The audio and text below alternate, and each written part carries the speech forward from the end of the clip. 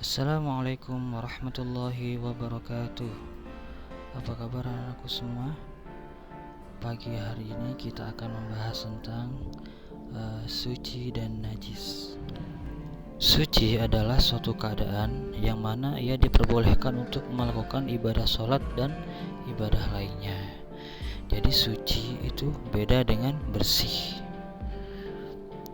Sedangkan kalau najis ialah suatu kotoran yang oleh syariat Islam dianggap sebagai penghalang dalam keabsahan sholat yang wajib dihilangkan. Jadi kalau kita melakukan sholat tapi membawa najis, maka sholatnya tidak dianggap sah. Maka kotor dan najis itu dua hal yang berbeda. Kotor itu tidak tentu najis, dan sedangkan najis itu sudah pasti kotor ya. Contohnya apa? Tanah liat atau tanah yang biasa kita jumpai di rumah itu kotor memang, tapi tidak najis. Berbeda dengan kotoran hewan misalnya, itu kotor juga najis ya. Jadi beda. Begitu juga bersih dan suci, itu dua hal yang berbeda juga.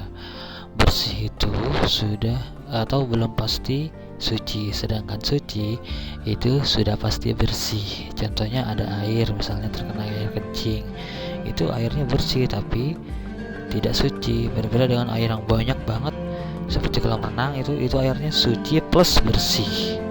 Selanjutnya, najis itu terbagi menjadi tiga bagian. Yang pertama najis mukhaffafah atau najis yang ringan. Yang kedua najis mutawassithah atau najis yang sedang atau pertengahan. Yang terakhir najis mughalladzah, najis yang levelnya berat. Najis mukhaffafah adalah najis yang ringan, seperti air kencingnya anak laki-laki yang usianya di bawah 2 tahun, tapi dia belum makan apa-apa kecuali air susu ibunya. Jadi cuma minum air susu ibunya.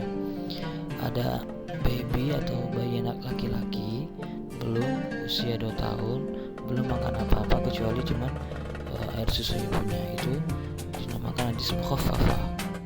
Maka cara membersihkannya cukup dengan membersihkan air yang bersih pada benda yang terkena kencing bayi laki-laki tadi yang belum makan apa-apa kecuali air susu ibu tadi. Ya, cukup dibersihkan saja, tidak perlu dihilangkan bau, warna dan rasanya.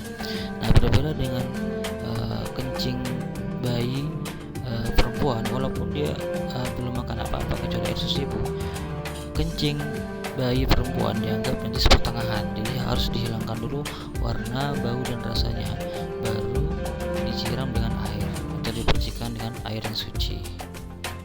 Yang kedua najis mutawassithah atau najis yang sedang atau pertengahan, yaitu contohnya kotoran manusia atau hewan seperti air kencing, nanah, darah, bangkai, minuman keras, arak, anggur, tuak dan sebagainya. Pokoknya selain bangkainya ikan, belalang dan mayat manusia, itu dinamakan najis pertengahan semuanya. Maka selain itu dinamakan najis yang ringan atau najis yang berat. Jadi banyak, najis mutawassithahnya sangat banyak. Itu pokoknya selain najis yang ringan tadi, anak bayi laki-laki tadi, atau anjing dan babi. Najis mutawassithah itu dibagi menjadi dua. Najis mutawassithah aini ya. Yang kedua najis mutawassithah hukmiyah. Najis mutawassithah aini itu maksudnya najisnya itu benda atau terlihat, terwujud gitu. Maka cara mencucikannya tinggal dihilangkan dulu najisnya sampai hilang bau, warna dan rasanya, kemudian kalian siram dengan air yang suci.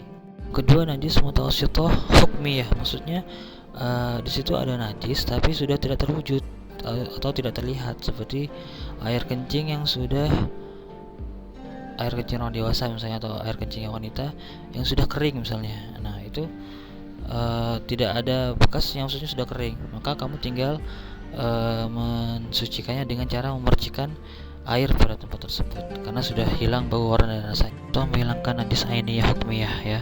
Dihilangkan dulu najisnya sampai bersih, hilang bau, hilang rasanya, hilang warnanya. Jadi sudah nggak ada warnanya lagi. Maka kalau sudah dipastikan bersih semuanya, tinggal kita percikan air. Nah, itu sudah suci. Yang ketiga itu najis mughalladzah atau najis yang berat. itu najis yang timbul dari anjing dan babi. Misalnya kita terkena jilat anjing atau kita menyentuh babi, maka anggota badan kita wajib dibersihkan, ya, wajib dibersihkan.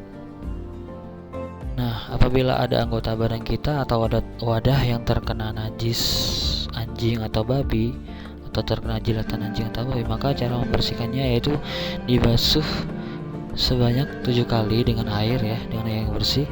Salah satunya dicampur dengan debu atau tanah yang bisa terbang atau debu, ya. Dicampur dengan debu, boleh di awal atau di akhir campuran debunya, ya, terserah kalian nanti. Ini contohnya. Jadi saya mencontohkan di awal saya sudah memakai debu, ya, saya sudah memakai tanah yang bisa terbang atau debu. Saya usap dengan debu, kemudian setelah sekiranya sudah rata, saya siram dengan air sebanyak 6 kali. Jadi 6 kali air, satunya debu. Jadi kalau dijumlah sebanyak 7 kali. Kesimpulannya, najis yang ringan itu najis yang timbul dari bayi laki-laki yang belum berusia 2 tahun dan tidak makan apa-apa kecuali air susu ibunya. Ya, itu najis yang ringan. Sedangkan najis yang sedang, pertengahan, itu najis yang timbul dari selain najis yang ringan dan najis yang berat. Bisa darah, bisa kencing, bisa BAB dan lain sebagainya. Sedangkan najis yang berat itu timbul dari najis hewan anjing dan babi. Mungkin hanya ini dapat Bapak sampaikan, kurang lebihnya mohon maaf. Assalamualaikum warahmatullahi wabarakatuh.